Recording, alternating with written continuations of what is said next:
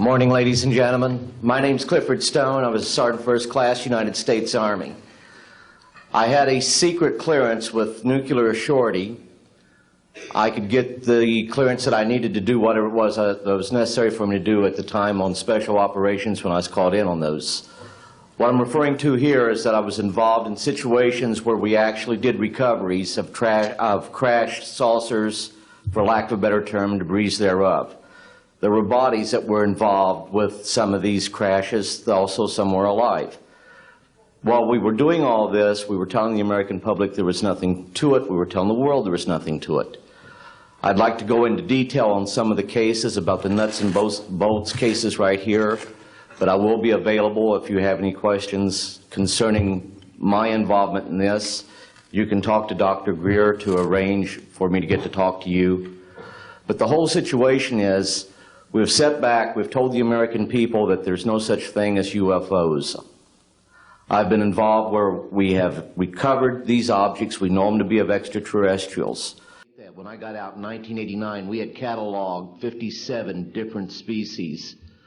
You have individuals that look very much like you and myself that could walk among us and you wouldn't even notice the difference, except for some of the things that they might be able to go ahead, even in a dark room, and touch an object and go ahead and identify what color that object might be.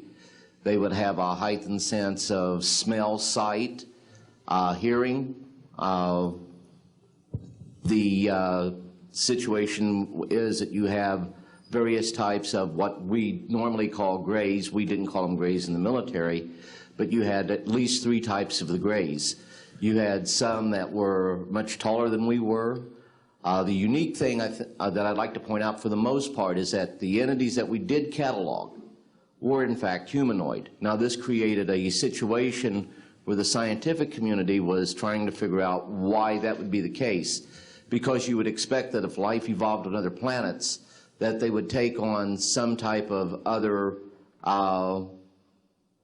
being, so to speak, not necessarily look humanoid or be bipedal such as we are.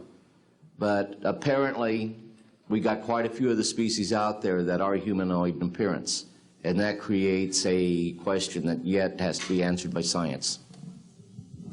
Yes, and as I call on you, please state the news agency that you were with. Yes, ma'am.